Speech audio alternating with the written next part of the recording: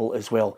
Well, we'll be discussing all the Scottish Premiership results over the weekend, looking ahead to the midweek card on Wednesday, and maybe cast an eye over that epic encounter between Liverpool and Manchester City as well. Hit the subscribe button on our YouTube channel if you get a chance. Come and join the football family. Great to have you guys. What a night last night, Tam. All the great and the good were there. Nipped out, got my old gear on for 1994 and watched Paul Heaton at the Hydro. Absolutely sensational. Yeah, he's very good, and the Scottish girl, I can't remember her name, who supports him. Rianne is superb as well. Seen him some clips on X last night, so that must have been a great gig. You like your gigs? Oh, I love the gigs, and a wee bit of it. I've got to thank all. It looked as if there was a wee bit of VIP included in that gig. Yes, I've got to thank a few boys. I must admit, I'm not going to lie about it. I did have a wee bit of a. It was a fantastic seat, by the way. It's actually the only way to watch concerts, Ruffy. I must say a special thank you to all the people at. The Sun that we met there, they were really, really good to us, Ruffy. It was fantastic. Thoroughly enjoyed my night. It looked a great seat, obviously scattered in the champagne glasses, just sort of floating about. I was driving, but my wife certainly leathered it as if there was no tomorrow. But fantastic, and football to boot as well. Enjoyed some great games over the weekend. Funnily enough, as I was trying to get back to full fitness, and remember how Ruffy infected us all 2 weeks ago and left us all wiped out. I decided I'm going to sit and watch a game, and boy, I maybe should have actually gone to, you know how you have an everything drawer, Tam? I should have gone to the everything drawer and just pulled out a hammer and started belting my face with it, because St Johnstone against Rangers was the equivalent. It was unbelievable. Yeah, I think the first half was pretty poor, Peter. I think the Rangers, again, really struggling to break down a team in a low block. I think they showed no real intensity in the first half. Second half they were better. Obviously I think they deserved to win the game, but I think if you're a Rangers supporter, yeah, they win the game and it's an own goal, but you're still concerned about the attacking options that Rangers have got, how they break down teams that sit in. They don't seem to be able to do it. Okay, they dominated the ball, dominated possession, but you'd expect that from Rangers, a Rangers team going to St Johnstone. But yeah, I think it was a disappointing performance. Listen, a win's a win, I get that, but I still don't think they're firing on all cylinders, and I think if they were coming up against a better side in that first half, they could have been 1 or 2 goals down. Yeah, I mean, it's one of those things where I think from Philippe Clement's perspective, you go and you batter Nice 4-1, which was great. Fantastic result, which I didn't see coming, Ruffy. And then you get all the plaudits from that, and rightly so, because they were ruthless. Is it because Scottish football and the way teams sit in against them doesn't suit them? But it was turgid at times. Yeah, it was. I mean, Tam's touched on it there. That they do struggle to break down teams, particularly away from home, who sit in. Can't criticise them for not creating chances. There was a lot of chances flying about, but it doesn't seem. You think so? I thought there was lots of balls. Put it this way, there was lots of balls getting flashed about. If it had been Celtic, it would have been 4 or 5, because their finishing is so clinical. I don't think the manager knows who his centre forward is. He obviously made his mind up, it's no Dessers. So now he's floating about with the idea of, I'll play him in there and see how he'll get on. And that doesn't seem to be working, because a lot of the balls that were coming in were for a striker. Yeah. 10 yards out, 8 yards out, and never seem to be outside the box, which most of these teams can defend against with blocks and just throwing themselves in front of the ball. But, they were just looking for somebody to win the game for them, and they couldn't find anybody. Yeah, and strangely enough, a guy who was so far out of the picture looks as if he's one of the better players that shouldn't have been left out in the first place, Hadji. Yeah, I thought he obviously played well, but obviously came off with a knock. But Agamani, for me, he's not a striker, Peter. He's not a number 9. I think he's maybe better off, maybe in a 2 up front. Rangers don't play a 2. I think he'd be better playing beside someone, or maybe coming off the line, off the wing. But as Ruffy said there was balls, particularly in the first half, there was great balls getting flashed across from Tavernier, and from the left-hand side as well, and from Czerny, and there was nobody there. They weren't reading the flight of the ball, they weren't getting in there and taking their chances, and I still think that, as Ruffy says, they're searching for their best kind of mixture up front. I thought Nice during the week, obviously Nice came out and attacked Rangers, and it suited them. It does in Europe, and they got a couple of gifts, let's be honest. But I think when they come up against a team that sits in, they seem devoid of inspiration, of kind of breaking teams down. So no, for me, listen, Rangers win the game. That's all that matters. 3 points, but I still think there's a long way to go in terms of level of performance from the whole team in over 90 minutes. I thought he put a nice ball back in, albeit that Holt scores the OG, but Hadji's ball back in allows Tavernier to pressurise him. Yeah, it was clever, and the Rangers had that little spell just in the first half when they got the goal, where you could see they were putting a little bit of pressure under St Johnstone, and the thing was, I think St Johnstone were pretty comfortable for most of that first half, bar a 5-minute spell where Rangers scored. Second half, St Johnstone obviously had to come out a little bit and try and get the goal, and Rangers created a few chances in the second half and probably should have scored 2 or 3, but I still think when you look at the games during the week and you look at the game, yesterday, you look at the game against Dundee United at home, Aberdeen away, they're really, really struggling to create and score goals, Peter, and domestically. I've got a great argument which I was having with, of course, one of our office staff on James Tavernier. First of all, Philippe Clement, this is what he had to say about his performance. That's what I want to see the rest of the season. And maybe people from outside, they see at a player's age and they write people really fast off.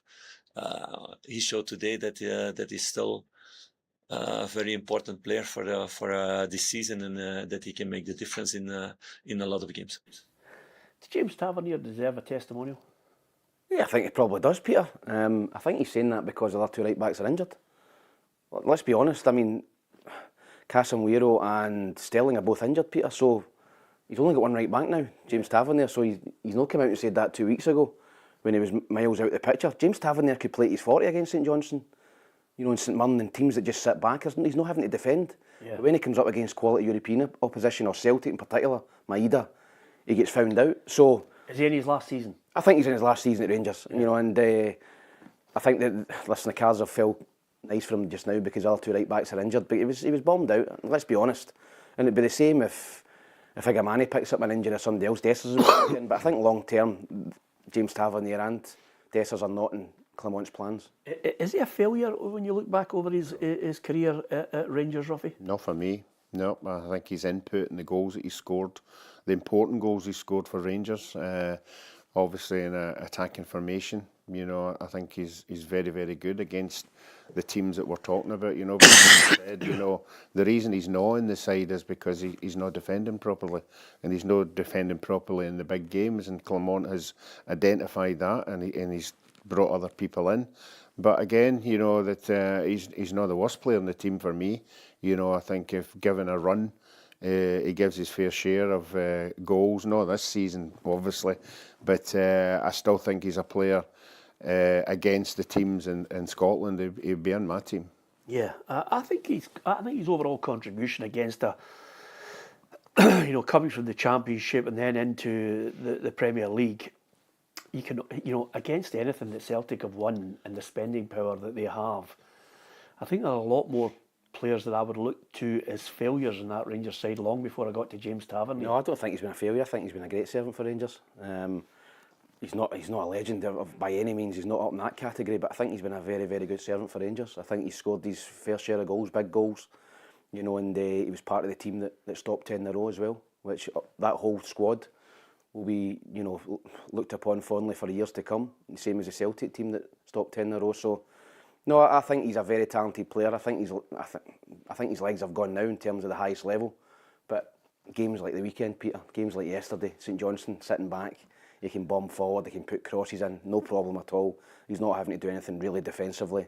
But when he comes up against a stronger team and teams that put him under pressure, then I think he gets found out, particularly Celtic. Yeah, and St Johnstone, I expected a bit more from them. I thought they were woeful. They knocked the ball about well, Peter. Yeah. I think they're better to watch this year than what they were last year. Yeah, I think he's done. I don't know what he's done. Strikers, Ruffy, that have been scoring goals, Kim Pioka and Sidibe, and Nicky Clark comes on from time to time, but I just thought they'd offer more of a threat in that final third, and they were a bit shot shy in that department for me. No, I think you got to give Rangers a wee bit of credit there. Defensively, they never gave them many chances.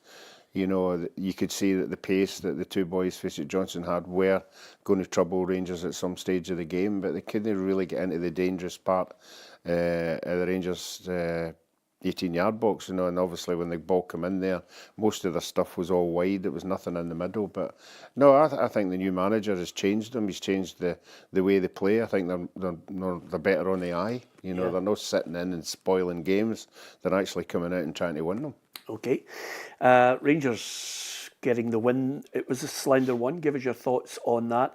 And let's not forget Rangers against Kilmarnock in midweek as well. So a run of games that we were talking about that Rangers need to navigate through before, of course, Ibrox, January the 2nd, Rangers against Celtic. And the way things are looking in the Scottish Premiership, can they win all those games? Can they catch a Celtic side that, oh my God, Tam, it looked as if it was 5 going on 10. Did you think it was going to be double figures when Celtic raced into a 5-0 lead against Ross County? Yeah, I think it could have been, Peter, if Celtic wanted it. Let's be honest. I think they took their feet off the gas in the second half and, you know, kind of cruised the game out. But 5-0, you know, at half time, you'd think this could be any score. But you just look at the strength and depth that Celtic have. The guys coming into the team. You know, Luke McCowan came in, was excellent. You know, I think he won man of the match. A goal and 3 assists. Scales comes in, scores. You know, Adam Ida comes in. You know, there's so much competition for places at Celtic, and I think that's going to drive the team on. Nobody's place is safe, probably bar maybe Callum McGregor. I think there's nobody else in that team you think he's going to play every week. I think there's room to rotate the team, and listen, they blew Ross County away in the first half. They play fast, attractive football. They're great to watch. I think they had 17 corners as well. They, you know, just peppered Ross County, and Ross County would have liked to get out there with 5-0. I've been at Parkhead before, and it's been 5 or 6, and you look at the clock and you just think, just get out of here at 5 or 6 now. And I think that's what Ross County done. They just kind of shut up shop, and Celtic took their foot off the gas. But I think if you're a Celtic fan going and watching that, you're thinking, who's going to beat us domestically? Who's good enough? Nobody will beat Celtic at Parkhead for me domestically, maybe away from home, but who's good enough to stop Celtic going unbeaten whole season? It's quite ominous, Roffy, when you consider that when they have to come into that similar pattern that he wants everybody to play. It's almost like anybody who ever broke into the Barcelona side had to, you know, play to the strategy that Pep Guardiola had, and they look as if everyone totally and utterly gets the message. Yeah, but this is a training thing. This is something.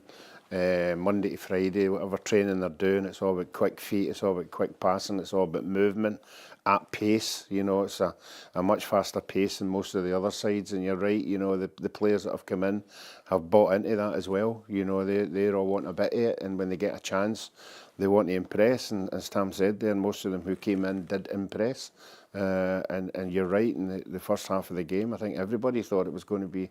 It's the first time I've heard from the dugout, for the Ross County dugout, the reserve goalie telling Stuart Laidlaw to get up. And I don't want to go in the second half, just get up. You must be all right. But Ross Laidlaw must have been dreading the second half. Yeah, as a goalkeeper. This is what Brendan Rodgers had to say, obviously. On the, it was a complete performance. I said we didn't want to wait on the game, and I thought we were outstanding on that front. In the second half, we could have had the same, but you have to credit Ross County for a complete 90 minutes. That was so good on the back of a tough Champions League game in midweek. Able to rest people, and they proved that they were more than a match. To be honest with you, for Ross County, just blew them away inside that first half of the game. So I think it'll be interesting, who he goes with in midweek against Aberdeen away now. Engles seems to be under a little bit of pressure for the Celtic supporters. Bernardo came in and played really well. Luke McCowan came in and played well. I wonder if he'll bring all the guys back in. Well, I'm glad you mentioned that, because a good talking point on a number of fronts here, which is quite simply, you know, you have managers who want to make players better. And Brendan Rodgers has come out because quite clearly all of his written press, broadcasters, radio and television are all looking and thinking to themselves, okay, we've passed comment on what does Engles do.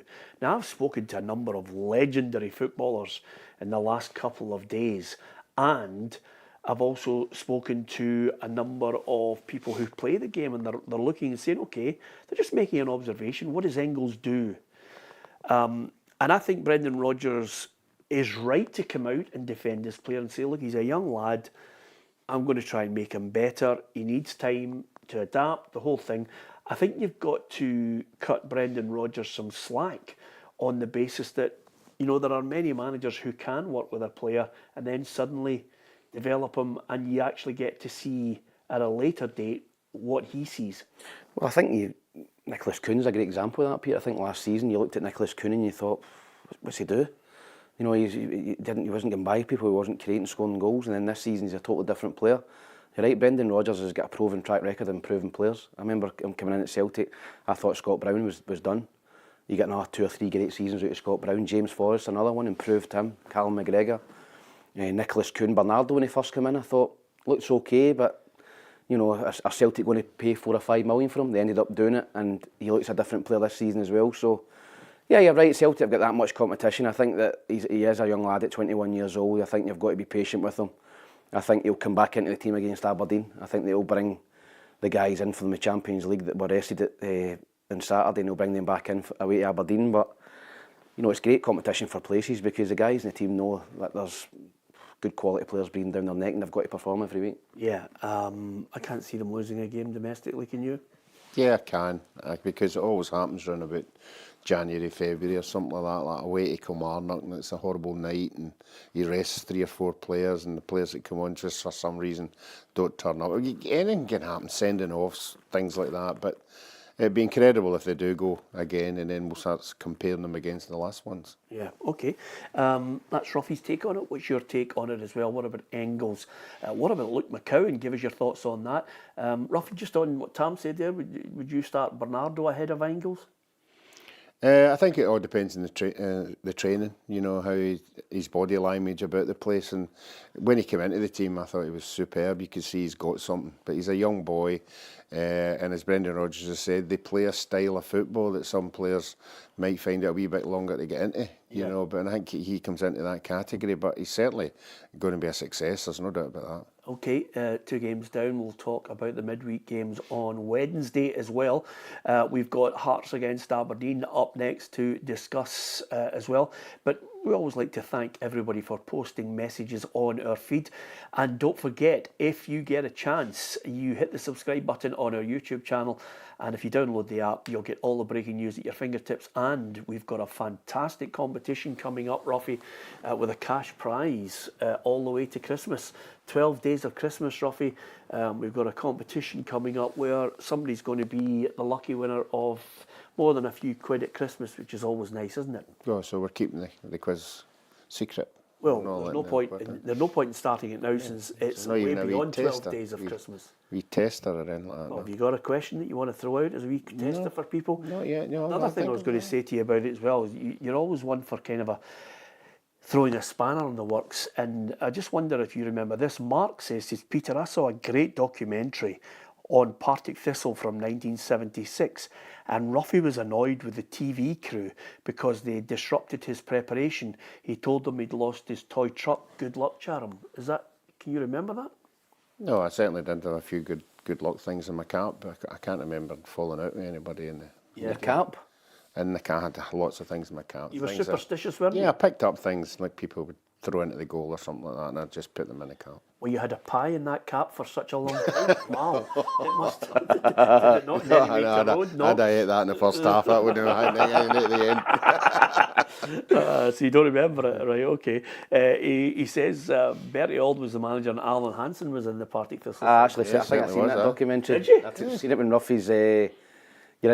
he's throwing the ball to you in the dressing room, you're up, you're down, and you're up, and he's catching it. I've seen that. Oh, yeah. I seem to remember a bit about it. I never watched it. You're looking trim by you, you're looking well. A six-pack, I had a six-pack. Aye. No, you didn't. He did, he was looking brilliant by you. I had He had a perm and all that. And a six-pack. Yeah, I remember 4-pack. seeing a clip of after we beat Wales at Anfield.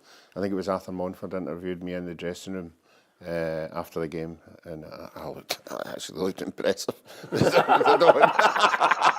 I don't know where I got it. Yeah, brilliant, Ruffy. There you are. There's a man who doesn't suffer from a lack of confidence. And the good news is, if you ever get a chance, watch Shallow Hal. It's a great movie, and it's really a kind of a story that could be about Ruffy. Ruffy still believes he has a six-pack and is 13 stone 6. Anyway, that's the 2 games involving Celtic and Rangers. Give us your viewpoint on it so far. What's your view on James Tavernier? Has he still got some fuel left in the tank to offer something for Rangers this season? Could he finish as the man who secures second, or indeed creates a title race again for Rangers? Is that just completely and utterly gone? Of course, this week we'll be discussing very shortly Aberdeen against Celtic. Celtic could open up a huge advantage if they were to win up at Pittodrie. Give us your viewpoint on that as well. Hearts 1, Aberdeen 1. Nicky Devlin with an OG, and in the end, still no goal for Lawrence Shanklin, and Clarkson scoring for Aberdeen. It's another slip up, or is it a good point at Tynecastle? It would have been a good point if they'd taken up points in the other game. Obviously, they got a draw, but they lost one of them. I think looking at the three, many points did you say, Tam? You thought about 5, didn't you? 5 out of the 9. Top 2. Something like that, you know. So from that aspect, I think the credit in the bank was there with the amount of points that they had gained with that fantastic run they had. So you're going to look at the 3 games and you're going to say, well, it's going to happen at some time this season, but it's important. Unfortunately, they've got Celtic with it to get back on the rails again. Nicky Devlin will be more than a little miffed. I don't think he can do too much about it in the end, the OG. Nah, boy drama obviously flicked it off him and it's went into the net. And yeah, I think Aberdeen, listen, Ruffy's right, I think Hearts away is a tough game. No matter where Hearts are in the league, if they're third or bottom, you know, it's a tough place to go, Tynecastle. Aberdeen have not had a great record at Tynecastle either. They go 1-0 up, you think, that should be a great 3 points for them. Hearts come back strongly, and Hearts probably finished the game stronger and could have won the game. Yeah. So I think they'll take their point and they'll go on, but they've a really, really tough run of games. You know, 3 away games, and then Celtic at home. Unfortunately for them, Rangers have won, you know, at the weekend and have closed that gap again. But it's just Celtic pulling further and further clear of the teams below them. The Aberdeen, I thought they could have had a red card towards the end. I thought that was possibly a red card. The boy Milne, I thought that was a bad tackle. Wouldn't have affected the game, but that's just one of probably a lot of poor decisions this weekend from referees, which we'll probably go on and talk about. Well, some people might look upon a 1-1 against Aberdeen as a good point for Hearts, but when you're bottom of the table and your great rivals have picked up a win and you're suddenly propping that table up, although Neil Critchley, the Hearts boss, reckons still a long season. Well, it won't lie at the end. It won't lie at the end of the season. It can fluctuate as during the season, and people, you know, teams go through bad spells and good spells and moments. But at the end of the season, you are where you are. But you know, we're not even halfway through the season yet, and we've got plenty of games and points to play for. And if we keep playing like we're playing, that's our challenge. As I said to the players before the game, be committed to being us, being the team that we are, and being the team that we want to be. And I thought we did that today, and we got our just rewards for that. Can you see them being relegated? No, not at all. No? You know, I think he has made a wee bit of a difference. Obviously, he's not picking up the points he wants to, but I think they're playing a wee bit more adventurous. And I think I'll credit to Stephen Naismith. Even when he was on BBC yesterday, I think he identified that as well, that there were players that he had when he was there weren't playing with the confidence of what they're playing with now, even though where they are. So, no, I think he's given them a breath of fresh air, but they're like every other side. They need to pick up points. I was going to say, if you don't see them getting relegated, where's the crash coming from? Is it elsewhere? Yeah, Kelly, St Johnstone and Ross County? I think Ross County and St Johnstone will be dragged back into it. You know, it's just par for the course with them, you know, but they just don't want to be in that bottom one. Yeah. The issue with Ross County is, Peter, you're just looking at the league table there.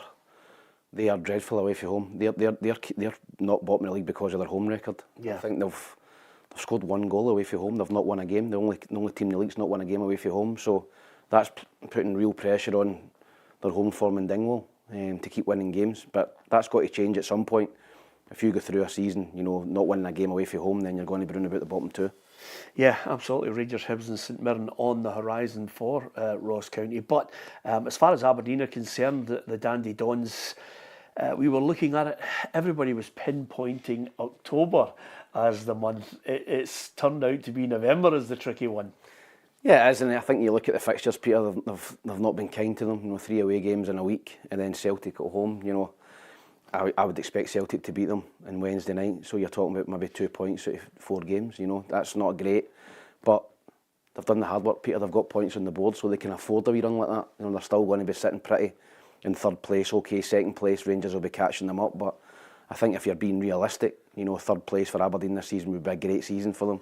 obviously the way people were talking about splitting Old Firm, I think when you look at the last 3 or 4 games, I think to yourself, nah, even though Rangers are not great at the minute, you think they'll eventually overhaul Aberdeen now.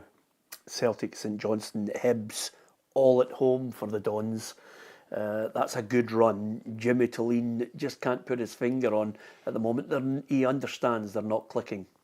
Yeah, and that's why I think like some part is really good still in the team, and sometimes during a long season, you have periods when the dynamic is not perfect, and then you have these not strange things, but it happen that usually don't happen, and every team gonna get these periods, and how we get out of them is the most important, and you will come back again to the dynamic. And during this period now, we have these 3 away games, and we draw twice and lose 1, and it was not the perfect flow, but it happens every year in every team, some parts of the season. I think the 2 managers had a chat before they went into that press conference. Yeah, it sounds very similar, doesn't it? But I have to say, Ruffy, there will be big giant flags. There Yes, will be there will be, a flamethrower in the air. There will be, hopefully, some kind of non-toxic flare that they throw up there that's apparently acceptable up at Pittodrie.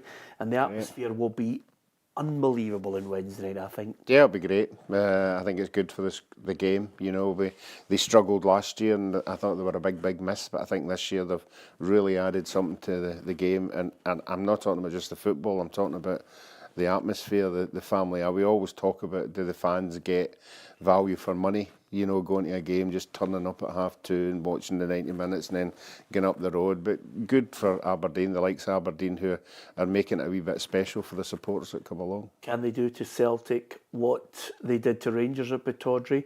They got a draw at Celtic Park. They get absolutely battered in the game at Hampden. Yeah, I think it'll be a tight game. I can't see Celtic winning 6-0 again. No. You know, particularly up there. 5? No. Depends on which team Brendan puts out. Yeah. But I think at the end of the day, Celtic will prevail. But I think it'll be a great game if you're going. Tight? Tight, I think maybe 2-1. 2-1? That tight? Yeah. Wow. Yep. 2-1? I think it's always difficult in midweek games. I don't know why, but you don't Give us the logic of Wednesday. No. For God's sake. No. I just don't think Something in the air? Well, there will be something. Yeah. What do you think the score's going to be? 2-1, you said? Genesis. Yep. No. Paul Collins. No. Something in there. It's right up. It's right up there. I know. But he sang something in the air, didn't he? No, he sang in the air tonight. Well, I knew there was an air in it somewhere. Yeah. It's right in the zone of when you were going to school and you were like just combing Give me that the middle first part. name. No, that Group. pull out the instigator. Because There's something in the air. No? Thunderclap Mirren. Oh, Rocky, that is sensational. Just dragged that right. Did you know that? No. You dragged that right out of there, Rocky. No, I think Celtic could possibly rest players in Wednesday night because they've obviously got a tougher game coming up on Saturday at home to Hibs, a rejuvenated Hibs. What? Rest players? No, against Aberdeen. Talking, your head's full of wee trains. How do you think they'll do? I think Celtic will win 3-0. I just think Celtic are on different gravy at the minute, and no matter who they play, I mean, you look at they'll put a team out on the bench and go, that's some bench. And I just think the way they're playing free flowing, Peter, I think Aberdeen will come in to attack them. I don't think Aberdeen will sit in at home. I think Celtic will pick them off 3-0. Yep, I agree with you, Tom. What about the High Bees? I am personally delighted for David Gray. That is such a great result for him. Yeah, I mean, it's been a long time coming, Peter. It's not everything, all the ills have been cured, but it's a real boost for David Gray and the fans. I think it's been a dreadful season so far.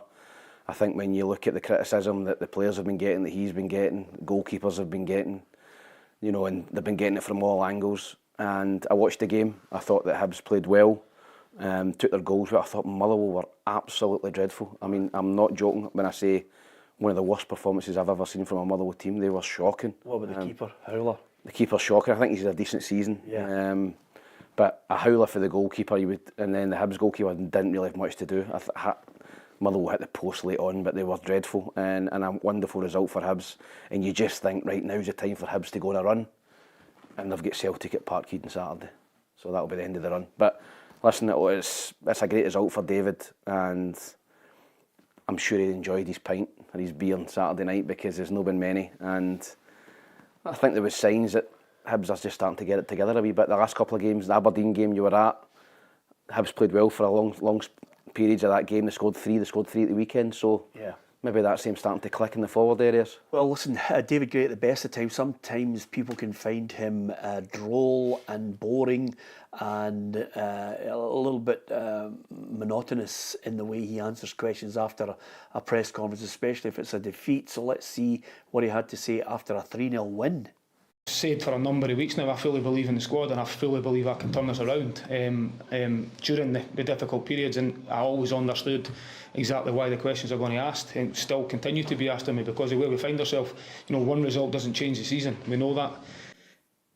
So just the same really as as whether they get pumped or not. He's keeping a level head on it, Ruffy. Yeah, I thought the two Cadden boys have been superb. Yeah, played You well, know, yeah. I think they've made a difference. You know, they're putting quality balls into the box, free kicks as well. You know, are always on target. So no, they two have been an inspiration for the rest of the team. But I thought, like Tam, I thought the start of the game, with the amount of pressure they're under and the manager, I thought that the players played quite free. You know, I thought they weren't a team that were frightened to try things. You know, they looked as if, well, we could win this game. And obviously, the first goal gives you a massive boost. But after that, I thought it was only one way. Yeah, well, let's see if we can get our finger on why Motherwell were so poor in that match. Kerry Pollock was out at Fir Park today. Steelmen will be hoping a trip to Dens Park on Wednesday night can change the direction of their fortunes after coming off the back of 2 defeats to Ross County and Hibs. And Stuart Kettlewell hasn't shied away from what his side have to do against Tony Docherty's Dundee side.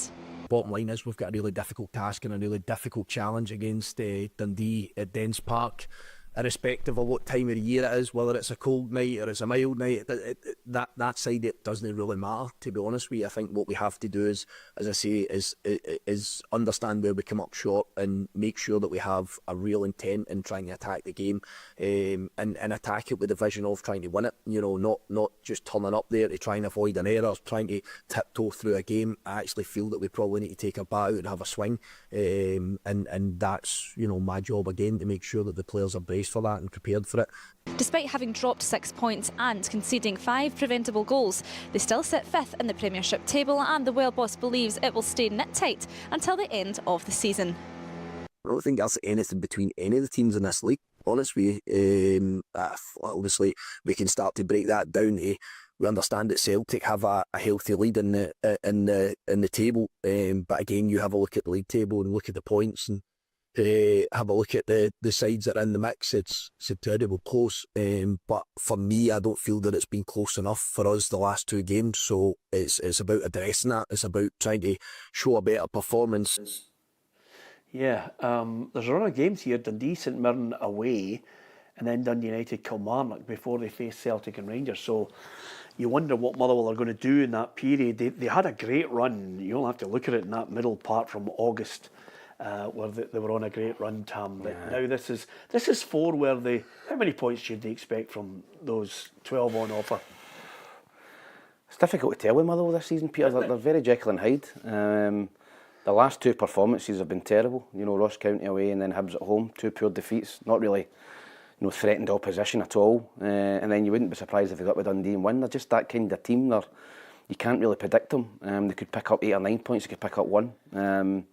But they'll need to improve that performance on Saturday, because they were terrible. I thought were pretty negative in the way they set up. And I think listening to Stuart there, I don't think they'll be as negative against Dundee tomorrow night or Wednesday night. I think they'll go more attacking, but they never really caused a Hibs team and a goalkeeper under serious pressure. They never put him under any pressure the whole game. Yeah, if I was going to Dens Park, Ruffy, on a Wednesday night, now I agree with you on. Yes. I agree with you on Some midweek grounds. football. There are some grounds where you don't want to be on a Wednesday night. That's how I hope. When Cold up there, isn't it? That stand's freezing. God, it's the worst.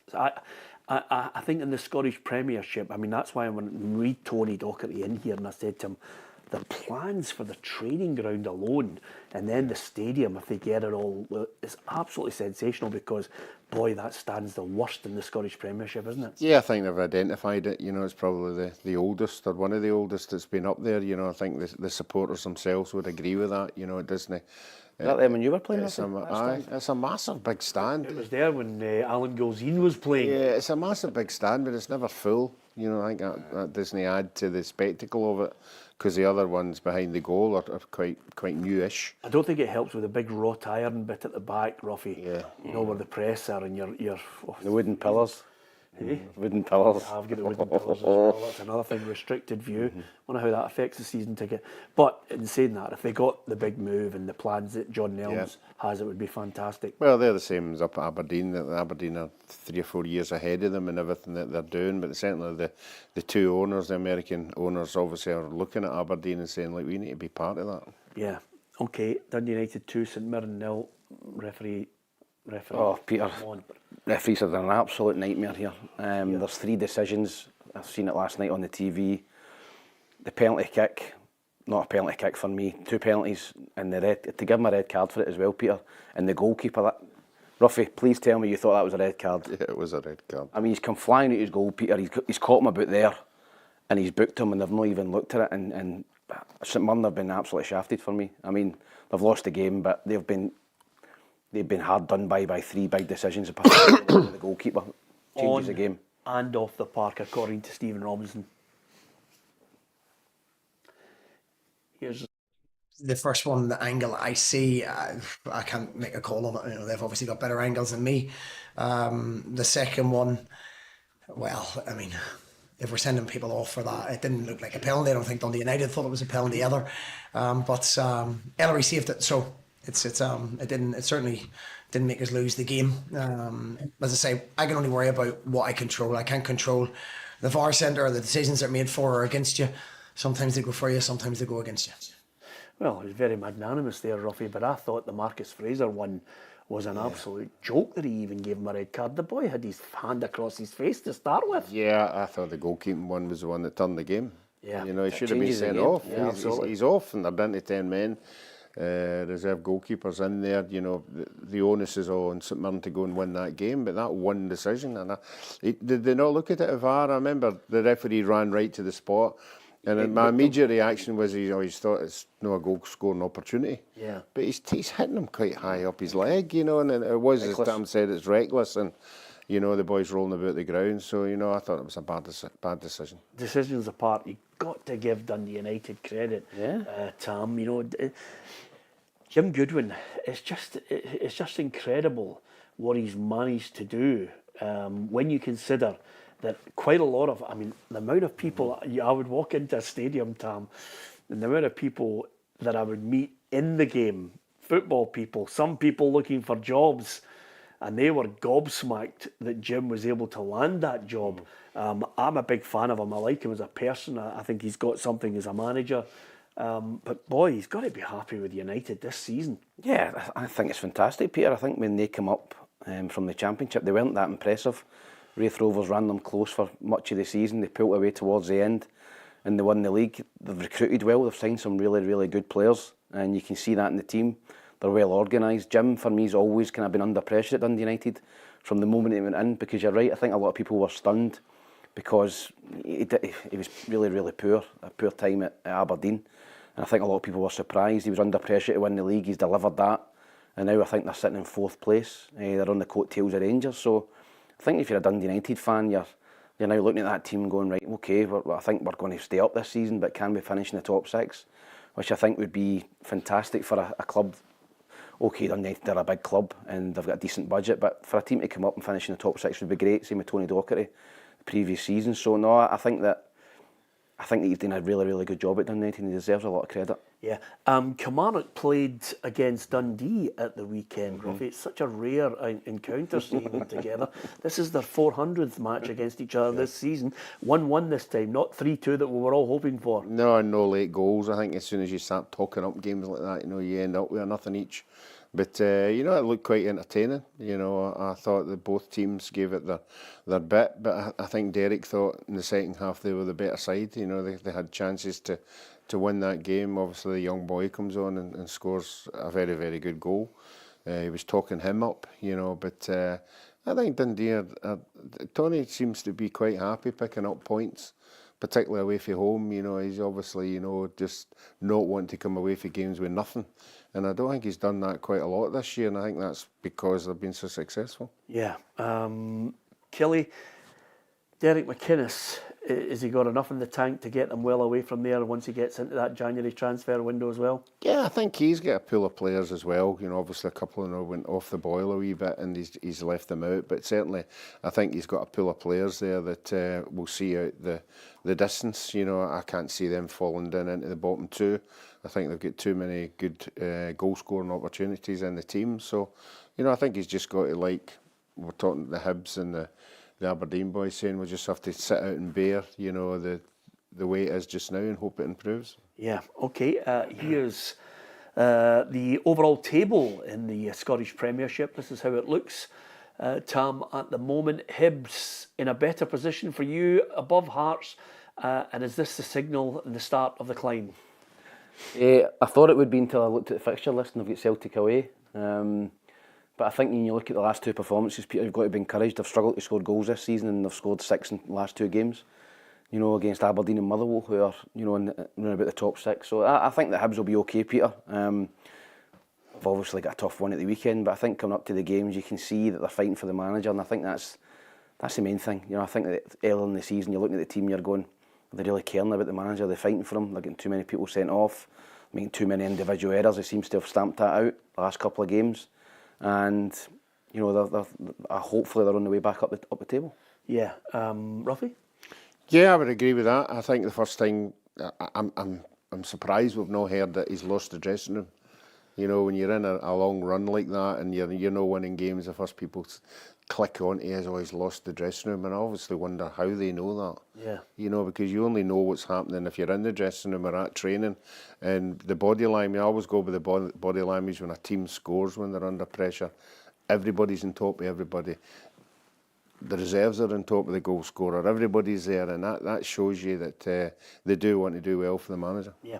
Okay, just quickly on those midweek games: Aberdeen against Celtic, Dundee, Motherwell, Rangers, Kilmarnock. Aberdeen, Celtic 2-1. You said 2-1 Celtic. Yeah, 3-0. 3-0 Celtic. Dundee, Motherwell.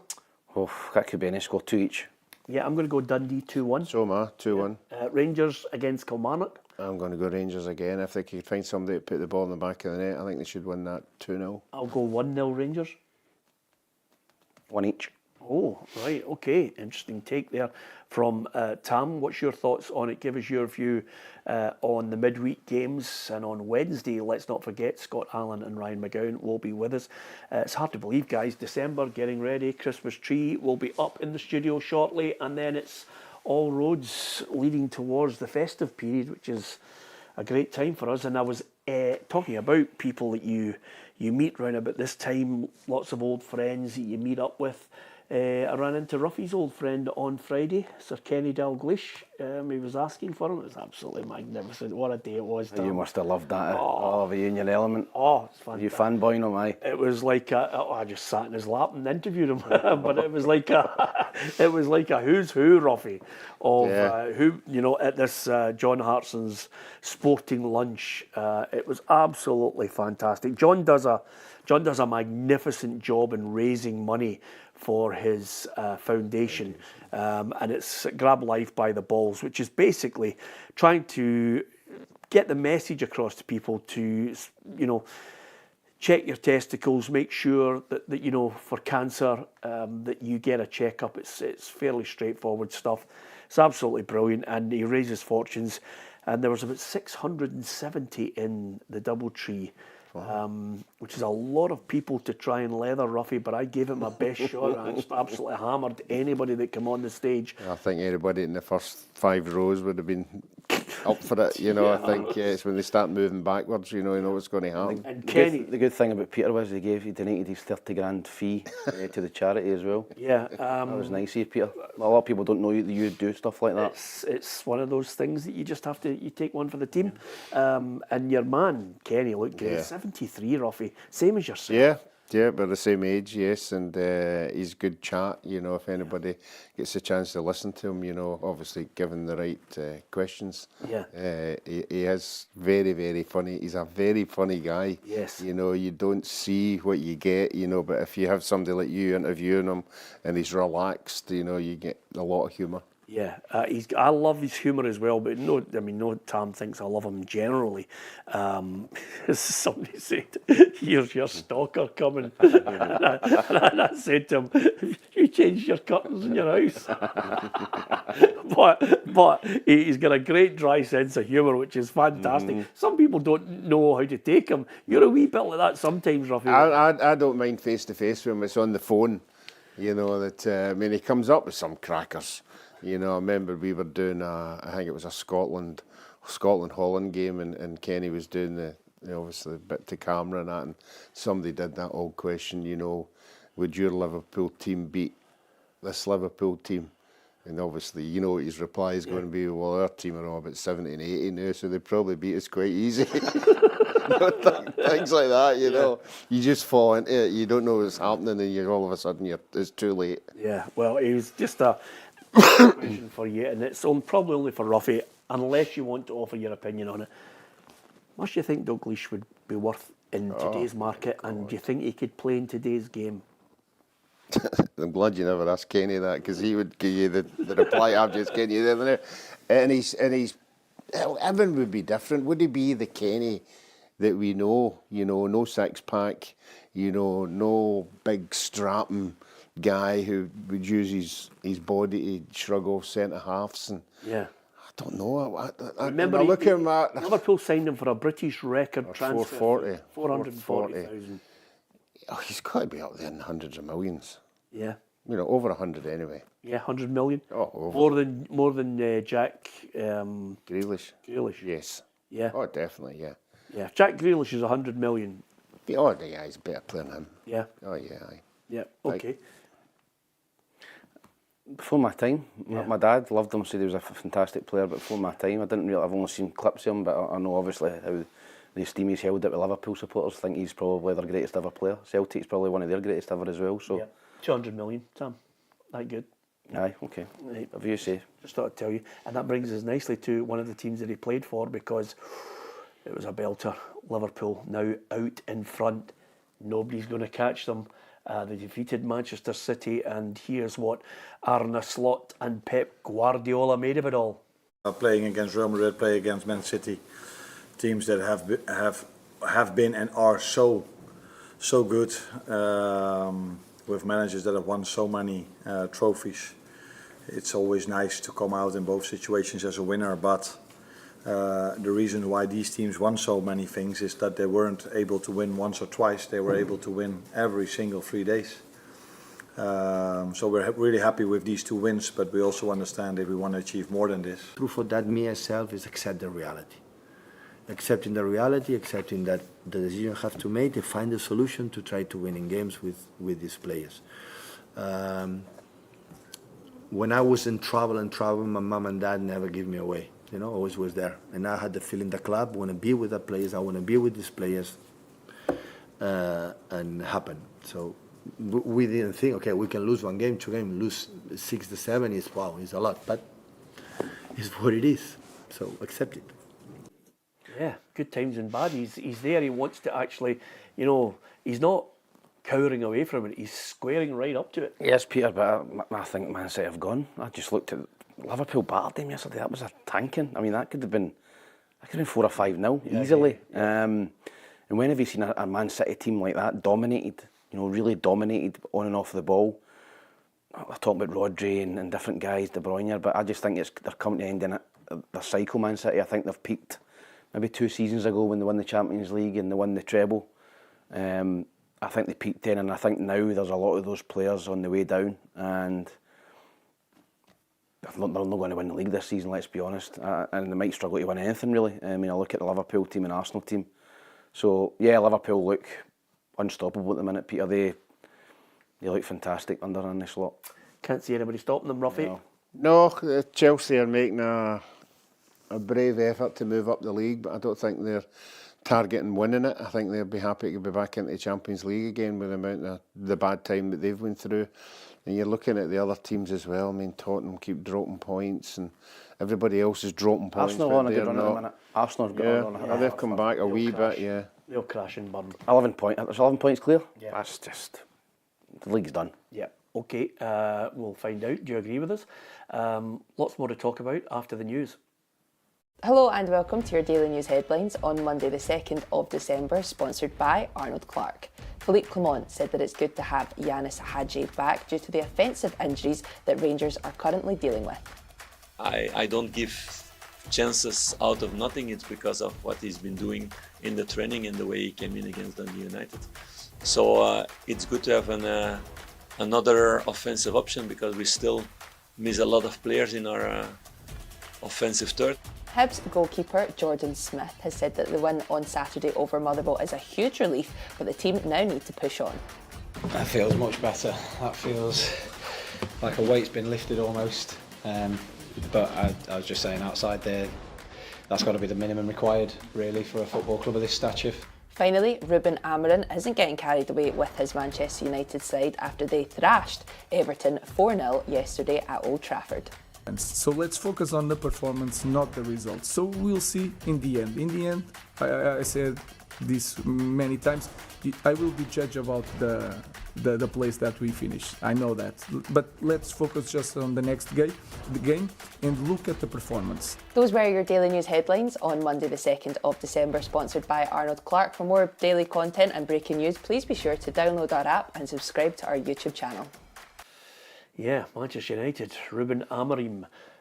He reckons he can get something out of the players that everybody thinks should be discarded at United. He's remaining loyal for the moment anyway. Yeah, I think he's got to play that game until we get his January. He's got those players until the window opens again.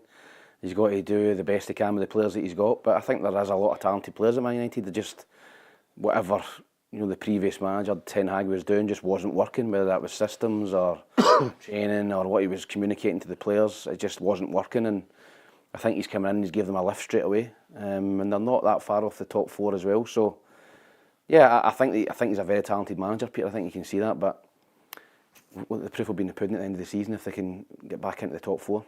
Yeah, absolutely. A couple of things that are rather worrying and you never like to read about in football, Ruffy. One of them was a refereeing decision seemed to spark violence and a crush at a match in Southeast Guinea. 56 people dead, and that's just a provisional figure at the moment. And this was really a tragedy in one of the nation's largest cities. Stones getting thrown, panic, crush, all the things that you just don't want to see. Absolutely heartbreaking, and undoubtedly there will be an investigation going into that. It's something that, again, when I was talking about, Kenny Dalglish is a player on the park. When I was talking to Kenny Dalglish about his efforts off the park at Hillsborough, it's why he's revered by the people of Liverpool so much, from the red and the blue, just because of how he stood firm alongside the families. It's tragedies like this that you never want to read about. Yeah, and I think unfortunately for Kenny it took its toll for a wee while. I think he was trying to get to as many of the funerals as possible. He got to know the families particularly well, and that must have been very, very hard to deal with personally. But obviously he's came through it, and as you said, the people in Liverpool will remember him forever for that, as well obviously as the football at Liverpool. But certainly tragedies like that do join a lot of people together, and Kenny's up there with them all. Yeah, absolutely. And our thoughts, prayers go to all the families suffering at the moment after that tragedy over there in Guinea, and 56 people at the moment lost their lives. Again, in football, the other aspect of it is the professionals who are there to entertain you. One player, Eduardo Bova, is a Fiorentina player who collapsed during the match against Inter Milan on Sunday. And our thoughts are with him at this moment. He's currently under sedation in hospital. That's the thing you just don't want to see when players go down. We have actually, I think, witnessed it on occasions. An International World Cup player and of course a Bolton player who collapsed as well. And Fabrice Muamba. That's, I was trying to remember his second Yeah, name. and you've obviously Phil O'Donnell, sadly, here.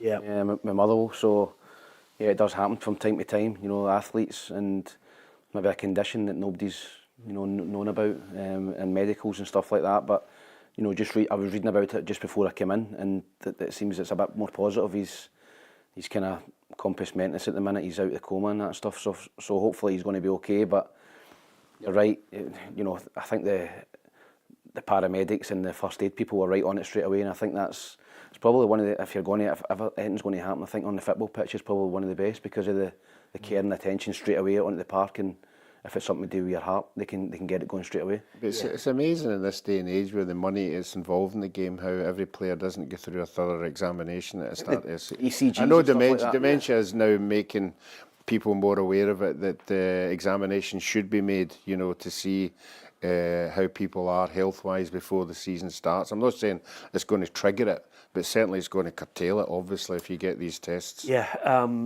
sadly, in the early days, sometimes it took a shock to prompt people to say, we need defibrillators at the grounds. But certainly, when you see a tragedy on a mass scale of 56 fans losing their life, tragedy, and again, you don't want to see players on the park suffering in any way, shape or form either.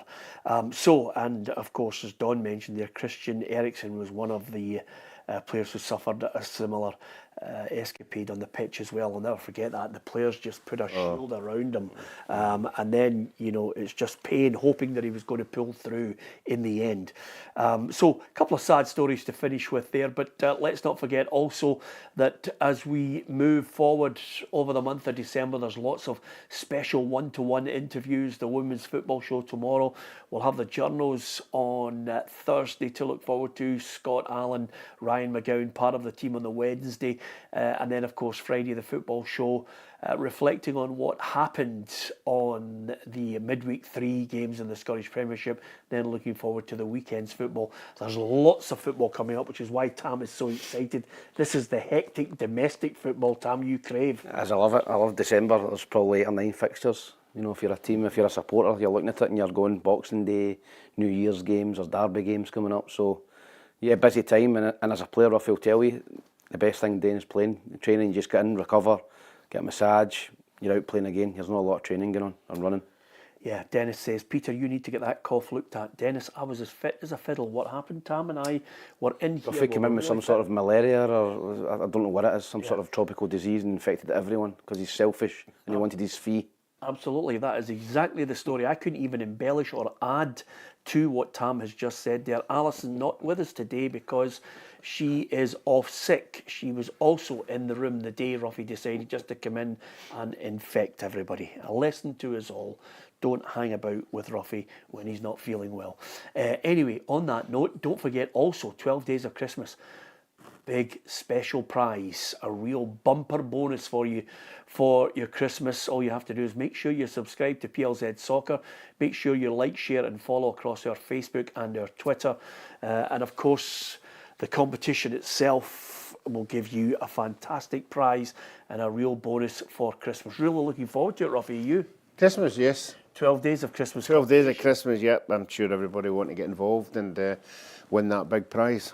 Whatever it is. Absolutely. Tam will have his wife primed and ready for the competition. And at that point, thanks to Ruffy and thanks to Tam McManus and from myself, Peter Martin, hit the subscribe button on PLZ Soccer's YouTube channel. And don't forget to download the app as well for all the breaking news at your fingertips. And you can watch all our unique video content as well. Thank you for listening and watching.